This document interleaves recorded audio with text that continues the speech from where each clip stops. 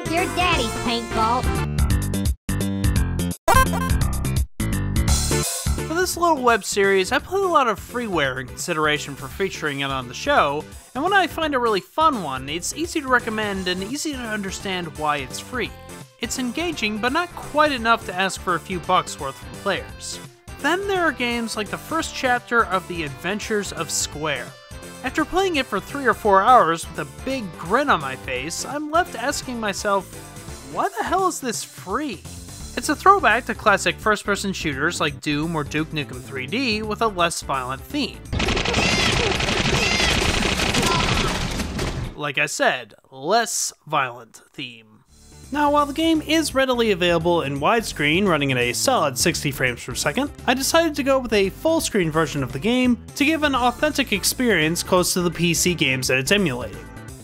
That and I overlooked that you could do it in widescreen. Moving on! It was originally made with the Z Doom engine, which is an enhanced version of the original Doom source code to Win32. Oh, and don't worry, you don't need a copy of Doom in order to play and run the game on a modern system. The game's first episode with 9+ levels are on their site for free, with 2 planned chapters currently in development. Using the engine, Square plays exactly like classic Doom in the first-person perspective. You have to protect your purple friends from a variety of other shapes with different colors using a wide range of different weapons. Or, you can Finger slip. not protect them. Some are better at close range, the pistols in the beginning are great for long range, and the rapid fire weapons help with big crowds but can eat away the ammunition. There are a lot of games with a bunch of different upgrades that you never end up using and have to grind for anyway, and one of the refreshing things here is that I had a genuine need for all of the weapons, with the wide variety of scenarios for the first chapter's design. I was amazed at the level of content that the first free chunk of the game had here, with several open outdoor areas and claustrophobic indoor areas. The presentation is a lot of fun here as well. Square is a high-pitched, wisecracking smartass that blurts out cheesy one-liners and pop culture references that feel so genuine for the kind of game here. Buzz off. Take a shot of me. I did. Get off my plane. Toasty, you got something on your face. The game is also very challenging with the amount of baddies on screen, and even comes with different difficulty settings that could be more welcome to newbies, but still be tough for veterans of the BFG. I spent hours on this game getting through everything and had an absolute blast with it, inspiring me to play other classic FPS games like it. And all of this brings me to my first question: why is this free? The next chapters are going to be free as well. Look, I know capitalism has a laundry list of different issues, and not all developers are interested in selling their games, but it's clear that the team put a lot of time, hours, and love into this game, and I've had a lot more fun with this than I've had for a lot of recent paid-for stuff. The reason for this, according to their team, is because of the Z Doom engine, which is something that can't be used for a commercial product, and it's something that the team is comfortable with working with.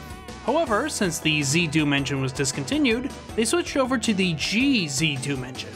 And considering that the GZ Doom engine is based off of the original Z Doom engine, I'm assuming the same legality still applies. Actually, I don't have to assume, as the game's legal document specifies that this is a non-commercial product. Yay, doing homework for internet videos on freeware games. Also, the team doesn't want to have money come in and divide the team up as to see who's full-time and part-time working on the game.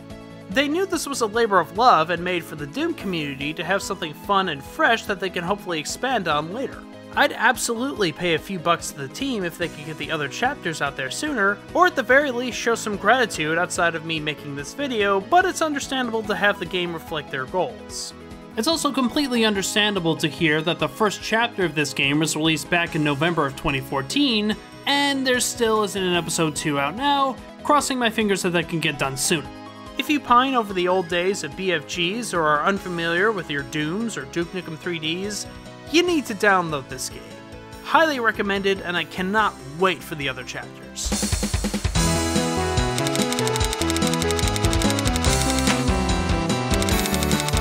Thanks for watching this short little video on the adventures of Square today. This is actually part of a sub-series that I'm doing on games from IndieCade 2016. My name is Mark, and you can of course watch all sorts of other independent game videos straight in this channel.